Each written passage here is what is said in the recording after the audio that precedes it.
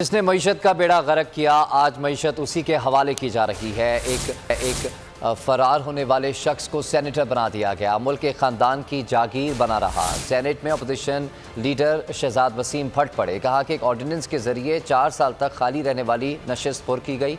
जब इक़्तिदार में हो तो बीमार शख्स भी ठीक हो जाता है। जिस शख्स के ऊपर क्या इल्जाम है कि पाकिस्तान की मईशत का बेड़ा गर्क किया है, उसने उसी को आप उसके इलाज के लिए लेकर आ रहे हैं। वो वापस आता है, 4 साल तक वो सीट खाली रहती है। जनाब चेयरमैन, इस दौरान एक ऑर्डिनेंस आता है, उस ऑर्डिनेंस के ऊपर भी बैठ जाते हैं, सिर्फ और सिर्फ एक शख्स को प्रोटेक्ट करने के लिए। ये जो सिस्टम चल रहा है, ये शख्सियात को प्रोटेक्ट करने के लिए चल रहा है। ये आइन कानून के ऊपर नहीं चल रहा। ये एक खानदान की जागीर बनता जा रहा है। ये मुल्क, वो बजाय अपने सफाई देने के वो मुल्क से भाग जाता है। यानी जब इक़्तिदार होता है तो बीमारियां भी सारी ठीक, वो वकील भी सबसे बड़ा है। यानी जब इक़्तिदार होता है तो मुकदमे भी सारे खत्म। ये कौन सा मुल्क, कौन सी बनाना रिपब्लिक बनाने जा रहे हैं सर इस मुल्क को।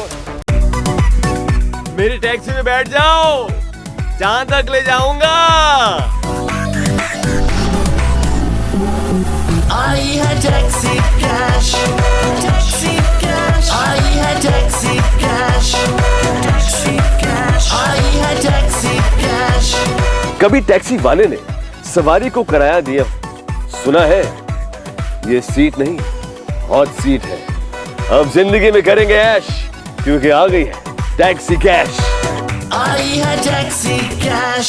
सबसे ज्यादा व्यूज, सबसे ज्यादा रील्स और सबसे ज्यादा रेटिंग के साथ बोल अब भी नंबर 1 पोजीशन पर बरकरार।